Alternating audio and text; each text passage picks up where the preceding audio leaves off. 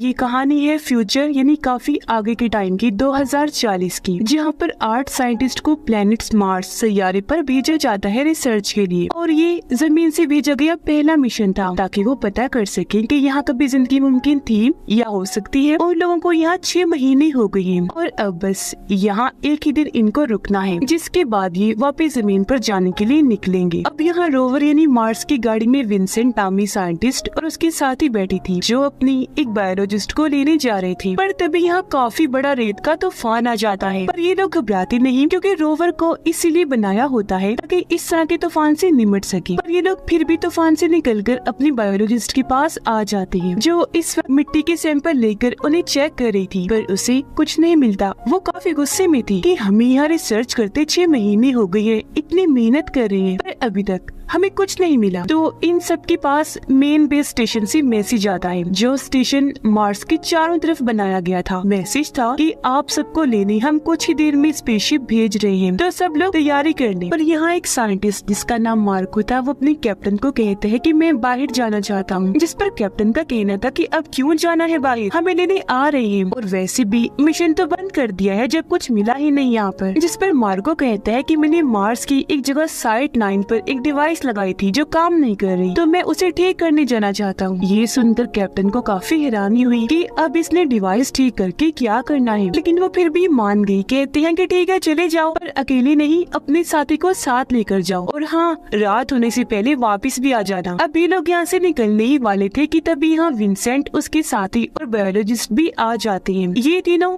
उनसे बात करने की कोशिश करते हैं, जहाँ मार्को का कहना था कि अभी देर हो रही है, मैं जल्दी में हूँ, मुझे डिवाइस ठीक करने जानी है कैसे भी करके। जिस बात से बायोलॉजिस्ट को काफी हैरानी हुई कि मार्को सिर्फ एक डिवाइस ठीक करने के लिए इतनी जल्दी में है। उसे शक हुआ, इसलिए वो मार्को का कंप्यूटर चेक करती है और जो चीज उसने देखी वो काफी हैरानकुन थी, जो वो बाकियों को भी दिखाती है। असल में मार्को को साइट 9 मार्स की उस सतह पर लाइफ फॉर्म मिले थे, यानी कुछ ऐसे जानदार सैंपल जिससे पता चला कि यहाँ जिंदगी मुमकिन हो सकती है। जो देखकर सारे ही काफी हैरान रह गए कि मार्को डिवाइस को ठीक करने वाला बहाना बनाकर गया है, उसने हम लोगों को ये बात क्यों नहीं बताई। फिर थोड़ी और बातचीत करने पर ये अंदाजा लगा लेते हैं कि असल में वो इस खोज का सारा क्रेडिट खुद लेना चाहता है, जब भी तो इतनी जल्दी में गया वहाँ। अब ये जानकर कैप्टन मार्को के रोवर में कॉल करता है, जहाँ पर मार्को का साथी फोन उठाता है क्योंकि वो अंदर था, जबकि मार्को बाहर, क्योंकि वो अभी भी वहाँ साइड पर टेस्टिंग कर रहा था। वो मिट्टी लेता है जिसको टेस्ट करने पर सच में ऐसे सैंपल उसके हाथ लग गए थे जिससे यहाँ जिंदगी मुमकिन हो सकती थी। और अपने ये कामयाबी देखकर मार्को काफी खुश हो जाता है। वो ये बात अपने साथी को बताने ही वाला था कि तभी वो जगह जहाँ मार्को खड़ा था वो जमीन नीचे धंस जाती है और वो एक काफी बड़े होल में जाके गिरता है, जो इन लोगों ने ही ड्रिलिंग खुदाई करके बनाया था। ये देख उसका साथी काफी घबरा गया, जल्दी से उतरकर बाहर आता है। फौरन उसने अपनी बेस पर भी इस बारे में बता दिया था। जहाँ थोड़ी ही देर के बाद कैप्टन अपनी एक साथी के साथ आ जाते हैं जो डॉक्टर थी, और क्योंकि वो मार्को की काफी अच्छी दोस्त थी इसीलिए उसके साथी पर गुस्सा करती है कि तुमने उसे गिरने से बचाने के लिए कुछ क्यों नहीं किया। और कैप्टन को कहती है कि मैं जल्द से जल्द नीचे जाना चाहिए ताकि मार्को को बचा सके। जिस पर कैप्टन का कहना था कि ये होल काफी गहरा है और मेरा नहीं ख्याल कि इतनी ऊंचाई से गिरने पर मार्को बचा होगा, और हमारे पास नीचे जाने का कोई इंतजाम भी नहीं। हम पहले अपनी बेस पर जाएंगे, वहाँ से मेन स्टेशन पर राब्ता करके फिर यहाँ वापिस आएंगे, जिसके बाद हॉल में भी चले जाएंगे मार्को को बचाने के लिए। इस पर वो डॉक्टर कहती है कि आप दोनों चले जाओ बेस पर, मैं यही रुकूंगी क्योंकि मुझे लगता है जब तक हम वापस आएंगे देर हो जाएगी, और मैं खुद ही किसी तरह कोशिश करती हूँ नीचे जाने की। अब कैप्टन उसकी बात मान गई, इसलिए वो और मार्को का साथी बेस पर वापस आ जाते हैं। इस बारे में पहले यहाँ के लोगों को और फिर स्टेशन पर भी बता देते हैं। तब स्टेशन वाले कहते हैं कि आप अपने टूल्स औजार वगैरह लेकर जाएं वहाँ और मार्को को ढूंढने की कोशिश करें। अगर वो जिंदा मिल गया तो ठीक है, अच्छी बात है, पर अगर उसकी मौत हो गई हुई तो लाश को ही ले आना। जिसके बाद हम मार्को की ये लाइफ फॉर्म वाली खोज को दुनिया के सामने ले आएंगे। अब मार्को का साथी और बायोलॉजिस्ट यही बेस पर रुक गए, जबकि कैप्टन बाकियों को लेकर उसी जगह साइट 9 के लिए निकल जाते हैं। उधर डॉक्टर हॉल के अंदर देखने की कोशिश करती है पर देख नहीं पाती क्योंकि वहाँ से धुएं जैसी भाप निकल रही थी, इसलिए वो वापस रोवर में आकर बैठ जाती है। पर तभी उसे बाहर से आवाजें आने लगी, जैसे कोई रोवर के अंदर आने की कोशिश कर रहा है। अब वो बाहर गए चेक करने, पर जो उसने देखा उसे देखकर पहले तो वो काफी घबरा गई और फिर जोरदार चीख मार देती है। अब उसने क्या देखा था ये हमें दिखाया नहीं जाता क्योंकि स्क्रीन इधर ही ब्लैक हो जाती है। अब तभी कैप्टन भी अपने साथियों के साथ यहाँ पहुँच जाता है। कैप्टन और विंसेंट अब होल के अंदर देखने लगे, जबकि बाकी दोनों साइंटिस्ट रोवर के अंदर चली जाती है ताकि डॉक्टर को बुला सके। पर पूरा ही रोवर चेक करने पर इन्हें डॉक्टर कहीं नहीं मिलती, जिससे लोग ये अंदाजा लगा लेते हैं कि किस तरह वो होल के अंदर चली गई होगी मार्को को बचाने के लिए। जिसके बाद अब ये विंसेंट को रस्सी से बांधकर होल में भेजना शुरू कर देते हैं। अब जब वो इस होल की तह में आता है तो उसे यहाँ एक अजीब सी चीज मिलती है, जो दरअसल एक जिंदा बैक्टीरिया था जो पत्थरों पर तेजी से ग्रो हो रहा था, बढ़ता जा रहा था। ये चीज विंसेंट को अजीब तो लगी, पर वो फिलहाल इस पर ध्यान ना देकर मार्को और डॉक्टर को ढूंढने पर लग जाता है, पर वो उसे कहीं भी नहीं मिलती, इसीलिए वो बाहर आ जाता है। अब इनका साथी पायलट बताता है कि मैंने 2 लोगों के पैरों के निशान देखे हैं जो हमारी बेस की तरफ जा रहे हैं। जो सुनकर कैप्टन को काफी हैरानी हुई। वो सोचता है कि मार्को और डॉक्टर के अलावा यहाँ पर और कोई नहीं था, तो ये तो पक्का है कि पैरों के निशान उन्हीं के हैं। पर अगर मार्को बच भी गया था और डॉक्टर ने उसे बाहर निकाल भी लिया तो वो रोवर में क्यों नहीं गई, ऐसे पैदल ही क्यों निकल गई। खैर बेस में अलर्ट आई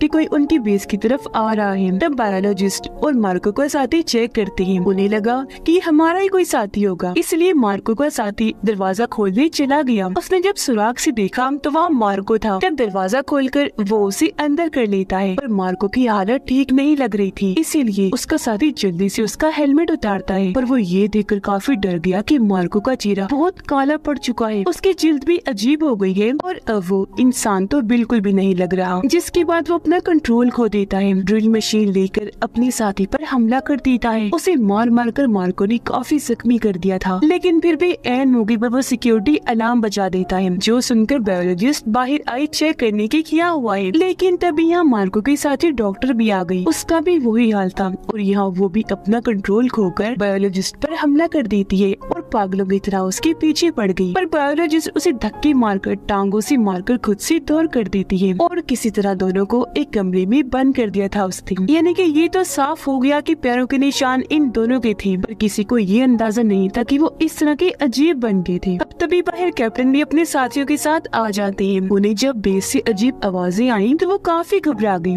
इसीलिए अपने साथियों को बाहर ही रोकते हैं और खुद अकेले ही बेस के अंदर जाते हैं चेक करने की आखिर बात क्या है। वो ये देखकर काफी घबरा गई कि यहाँ हर तरफ खून ही खून फैला हुआ है और बायोलॉजिस्ट उस कमरे के बाहर घबराई हुई खड़ी थी जिसके अंदर उसने उन दोनों को बंद कर दिया था। उनकी हालत देखकर कैप्टन भी घबरा गई, सोच में पड़ जाते हैं कि इन्हें क्या हुआ। लेकिन वो बायोलॉजिस्ट को कहती है कि हमें जल्दी से यहाँ से निकलना होगा, ये बहुत खतरनाक लग रही है। अब बायोलॉजिस्ट तो यहाँ से बाहर आ गई, पर जब कैप्टन जाने वाली थी तब दरवाजा खोलकर मार्को बाहर आ जाता है और उसने कैप्टन पर भी हमला कर दिया था, उन पर वार करके। पर वो जैसी तैसी अपनी जान बचाकर बाहर आ ही गई, लेकिन काफी जख्मी थे। कैप्टन और बायोलॉजिस्ट सबको उन दोनों के बारे में बताते हैं, पर किसी को भी उनकी बातों पर यकीन नहीं हो रहा था। पर जब उन्होंने होल से खुद देखा तो वो मार्को और डॉक्टर की ऐसी हालत देखकर काफी डर गई। अब क्योंकि कैप्टन काफी जख्मी थे, इसलिए लोग उन्हें जल्दी से दूसरी बेस में ले गए। उन्हें लिटा दिया जाता है और यहाँ विंसेंट के साथ ही उनका इलाज करने लगी, जो एक डॉक्टर थी। कैप्टन बताते हैं कि मेरी हालत बिगड़ती जा रही है, मैं अजीब तरीके से चीजें भूल रहा हूँ, मुझे बहुत प्यास भी लग रही है। ये सुनकर पायलट उन्हें पानी पिलाने लगा, पर तभी कैप्टन भी काबू होकर उसका गला पकड़ लेते हैं, जो लाख छुड़वाने पर भी नहीं छोड़ रहे थे। जिसका मतलब कि वो भी अपना कंट्रोल खोकर मार्को और डॉक्टर जैसे बन रही है, जो दरअसल एक वायरस की वजह से हो रहा है, जिसकी वजह वो बैक्टीरिया था जो होल में मिला था जहाँ मार्को गिरा था। वो उससे इन्फेक्टेड हो गया था, उसकी लपेट में आ गया। तो जिस पर भी वो हमला करेगा, काटेगा, वो इंसान भी इस वायरस से इन्फेक्टेड हो जाएगा। यानी कि मार्को ने डॉक्टर को काटा होगा तो वो भी उसकी जैसी हो गई और ऐसे ये वायरस फैलता है। अब जब ये सारे पायलट को कैप्टन से छुड़वा रही थी तो इस बीच कैप्टन की मौत हो जाती है। इसलिए बायोलॉजिस्ट कैप्टन के हाथ पांव बांध देती है, क्योंकि अब तक उसे अंदाजा हो गया था कि ये वायरस इतना खतरनाक है कि इससे इन्फेक्टेड इंसान दोबारा जिंदा होकर हमला कर देता है।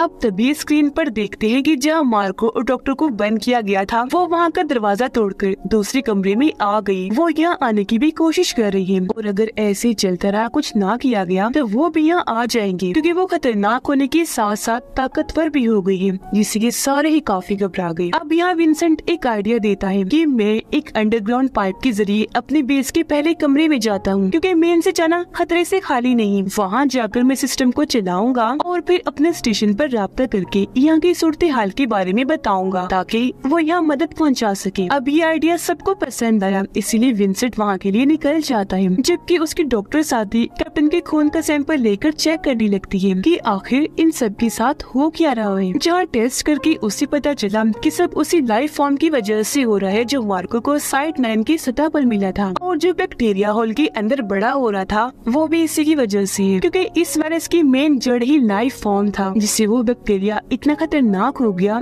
कि इन्हें इन्फेक्टेड करने लगा। पहले ये इंसान के जिस्म पर कंट्रोल करके सारी यादों को मिटाता है और फिर पूरी ही तरह दिमाग को भी अपने कंट्रोल में कर लेता है, क्योंकि इंसान जमीन पर रहती है, वहाँ के माहौल की आदी है, इसलिए यहाँ का वायरस उन्हें इस हद तक इन्फेक्टेड कर रहा है। खैर अब ये लोग अपना दिमाग लगाकर इस वायरस को थोड़ा बहुत चेंज करके एंटीडोट बनाती है, यानी वायरस का तोड़, और उसी कैप्टन को लगाते हैं टेस्ट करने के लिए। जहाँ इन्हें पता चला कि ये काम कर रहा है, क्योंकि कैप्टन के सेल्स में जो वायरस डबल हो रहा था वो प्रोसेस अब रुक गया था, जो देखकर इन्हें अब थोड़ा सुकून का सांस आता है। उधर विंसेंट पहले कमरे में पहुंच गया था, जहाँ वो सिस्टम को ठीक करके दोबारा से चलाकर स्टेशन पर मैसेज भेजने में लग जाता है, पर तभी यहाँ लाइट्स बंद होना शुरू हो गई, जिससे सिस्टम ऑन होने से पहले ही रुक गया। ये देखकर विंसेंट बाहर जाता है ताकि गड़बड़ी को देख सके, जहाँ उसे पता चला कि मार्को का साथी, जिस पर अंदर आते ही मार्को ने ड्रिल मशीन से हमला कर दिया था, वो भी इस वायरस से इन्फेक्टेड हो गया है और अपना कंट्रोल खोकर वो मेन सिस्टम में छेड़छाड़ कर रहा था। वो जैसे विंसेंट को देखता है उसकी तरफ भागने लगा, तब ये देखकर मार्को और डॉक्टर भी उसी तरफ आने लगे। अब विंसेंट की जान को खतरे में देखकर उसके साथी आवाज कर देती है, जिससे वो दोबारा उनके दरवाजे के पास ही आ गई, जो देखकर बायोलॉजिस्ट होल से उन पर इस एंटीडोट का स्प्रे कर देती है, जिससे वो लोग कमजोर होकर नीचे गिर जाते हैं। और तब तक विंसेंट भी पाइप के जरिए इसी कमरे में वापस आ जाता है, जिसके पीछे पीछे मार्को का इन्फेक्टेड साथी भी आ गया। अब यहाँ बायोलॉजिस्ट उन सबकी जान बचाने के लिए मार्को भी साथी का ध्यान अपनी तरफ करके उन सबको बाहर जाने का कहती है। अब पायलट साथी गेट पर था,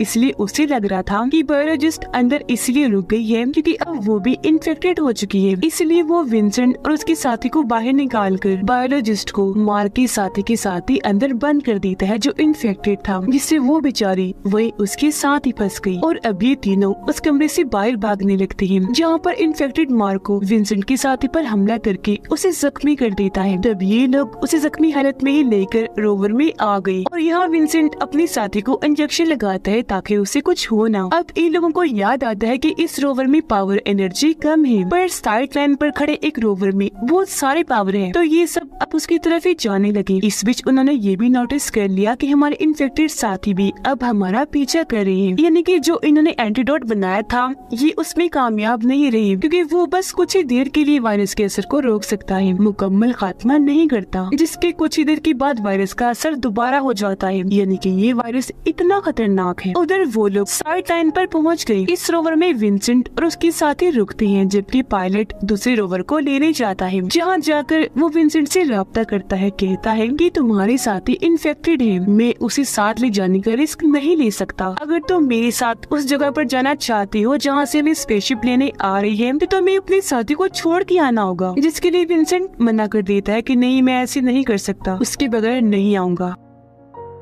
तो अब पायलट अकेला ही रोवर को लेकर निकल जाता है। विंसेंट को उसकी इस हरकत पर बहुत गुस्सा आ रहा था, पर वो फिर भी इसी रोवर के साथ अपने साथी को लेकर आगे बढ़ता रहा। ऐसे ही यहाँ पर से तूफान आ गया और क्योंकि रात थी तो ये लोग यहीं सो जाते हैं। सुबह को जब विंसेंट की आँख खुली तो वो देखता है कि मेरी साथी मुझे बचाने के लिए अकेली ही रोवर से उतर गई है और अब वो पैदल ही आगे बढ़ रही है, क्योंकि उसे पता है कि मैं भी इन्फेक्टेड हूँ, तो कभी विंसेंट को नुकसान न पहुँचा दूँ। वो उसी दूर जाके खुद को खत्म करना चाहती थी, पर उसके पैरों के निशानों का पीछे करते हुए विंसेंट रोवर को उसके पीछे ले जाने लगा। कुछ दूरी पर वो उसे मिल गई, तब विंसेंट उसे रोकने के लिए रोवर से उतरकर उसकी तरफ भागने लगा, पर उससे बचाने के लिए वो यहाँ अपना हेलमेट उतार देती है, जिस वजह से वो बहुत तड़पने लगी। विंसेंट जल्दी से आकर उसे संभालता है, पर वो उसके हाथों में ही दम तोड़ देती है, जिससे विंसेंट को दुख तो बहुत होता है, लेकिन अगले ही पल उसकी दोस्त इन्फेक्टेड होकर जागी, जो अब विंसेंट पर हमला कर देती है। जहाँ विंसेंट अब ना चाहते हुए भी उसके ही हेलमेट से अपनी साथी पर हमला कर देता है। वो उसे हेलमेट से इतना मारता है कि उसकी जान ही चली जाती है। अब तब तक मेन स्टेशन से एक शिप इन्हें लेने के लिए निकल चुकी थी, जिसे दूर से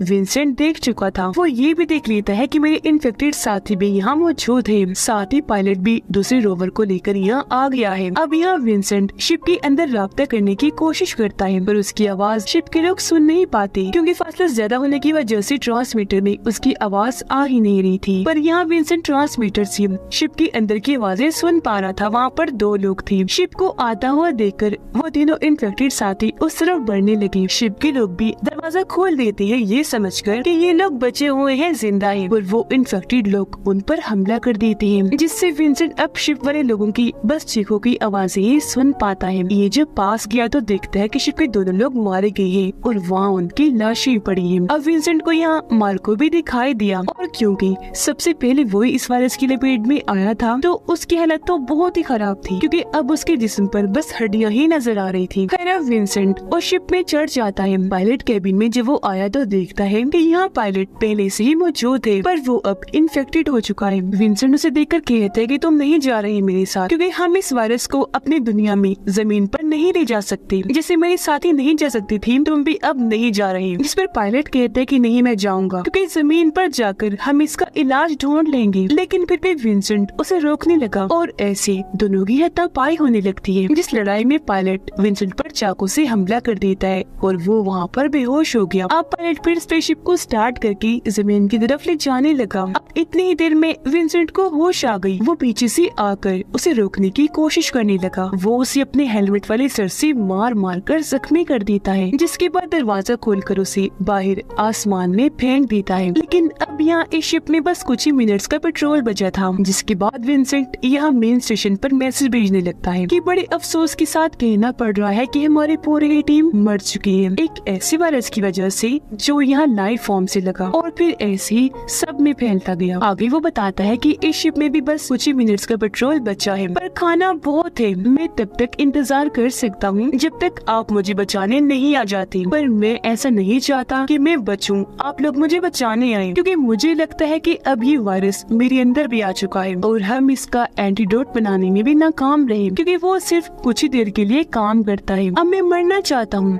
ताकि जमीन पर आकर मेरी वजह से ये वायरस फैल ना जाए। मैं सबके लिए खतरा नहीं बन सकता, क्योंकि कुछ नहीं कहा जा सकता कि इसका कोई इलाज भी हो सकता है या नहीं। तो प्लीज मेरा मशवरा ये है कि आप लोग मुझे बचाने ना आए। और अब वो अकेला ही इस शिप में अपनी मौत का इंतजार करने लगा, अकेला ही बैठकर अपनी जिंदगी के और यहाँ पर गुजारे हुए पलों को याद करने लगा, सबकी मौत पर। और अब उसके साथ जो होना था, उस वजह से वो काफी दुखी भी था, और उसके दुख के साथ ही